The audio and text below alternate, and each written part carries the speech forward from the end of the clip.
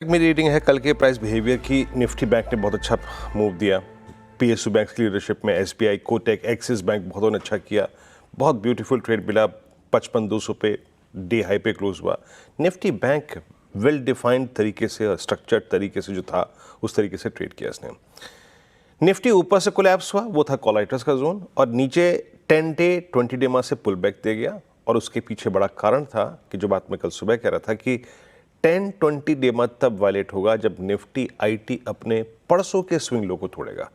कल वो swing low नहीं टूटा, यानी निफ्टी आईटी का 2 दिन का लो सिमिलर है भी आशीष।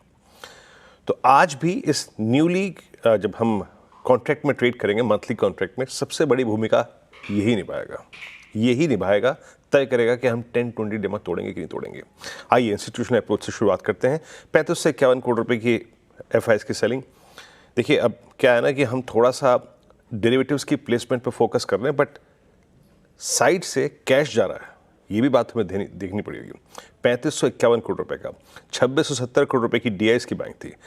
इंडेक्स उन्होंने 406 करोड़ रुपए का बाय किया। 1000 कॉन्ट्रैक्ट लॉन्ग थे, 1000 कॉन्ट्रैक्ट शॉर्ट कवर किए, यानी सिंपली उनके जो नेट शॉर्ट हैं उनमें एक फर्दर इंप्रूवमेंट आया और वो करीब रिड्यूस होकर 1,42,000 कॉन्ट्रैक्ट। जहां तक स्टॉक फ्यूचर्स का सवाल है, वहां पर उन्होंने करीब 786 करोड़ रुपए की बाइंग करी। 19,670 कॉन्ट्रैक्ट लॉन्ग था। बट एक चीज है कि सिवियर कैश सेलिंग है एफआईएस की, और एक बार वो फिर से स्टार्ट हो चुकी है। That's important. नाउ इस हफ्ते के लिए जो शुरू होगा यहां से आशीष 25, 300, 400, 500, ये 3 कॉल आइटर्स कल भी थे और आज भी यही 3 महत्वपूर्ण कॉल आइटर्स अलाइंड हैं। सबसे बड़ा आउटस्टैंडिंग वाले के, और नीचे 25,100 पे 42 और 25,000 पे सबसे बड़ा पुट कंसंट्रेशन, सबसे बड़ा।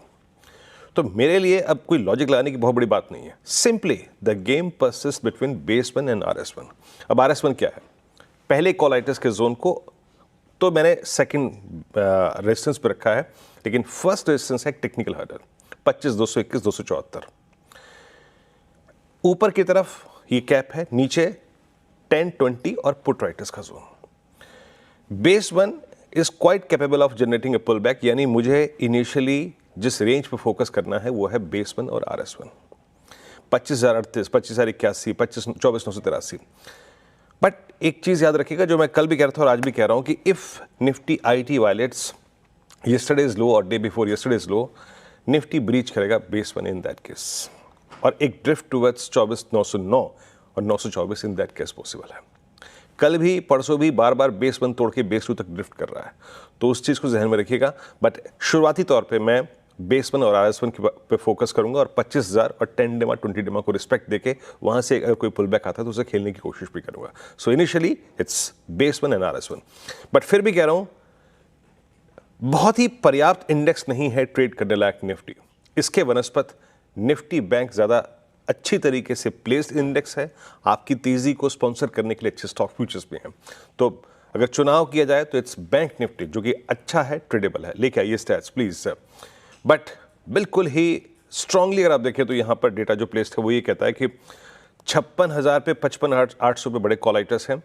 इवन 56,700 पे स्ट्रॉन्ग कॉल आइटर्स हैं, और नीचे पुट राइटिंग स्ट्रांग हुई है 55,000 की स्ट्राइक पे, जहां पर आपके बड़े एवरेजेस अलाइंड हैं। निफ्टी का बेस में लिखा है, ये याद रखिएगा। अभी भी फिर कह रहा हूं, the best trade in Nifty lies at base one. आपको ट्रेजेक्ट्री मिले, लोअर ट्रेजेक्ट्री 20 डेमा 50 डेमा के आसपास की, उसको बाय कीजिए। That's 55,161 on 301 for the day. अगर वहां का कोई डिप आए, बाय कीजिएगा। मैं पहला बेस, सेकंड बेस, दोनों बेस जब तक ये वायलेट नहीं हो रहे, मैं शॉर्ट नहीं करूंगा निफ्टी बैंक को। ऊपर की बात दूसरी है, लेकिन नीचे की ट्रेजेक्ट्री में नहीं। क्यों? क्योंकि इस जगह सबसे बड़ा पुट्स का कंसंट्रेशन है। इस जगह आपका 10, 20, 50, 100 सब प्लेस्ड है। तो अगर मुझसे आप पूछें तो सही बेहतरीन ट्रेड वाला सेटअप निफ्टी बैंक का है, closer to base one. RS1 के आसपास अपने ट्रेड को चेक करिए, ये कॉलाइटर्स के जोन है, और अपने ट्रेड्स को यहां पे बुक कीजिए। हाँ, 681, 710 की जोन निकलती है, तो अ स्विंग टुवर्ड्स 832 एंड 933 पॉसिबल है। आशीष बहुत बढ़िया। ये है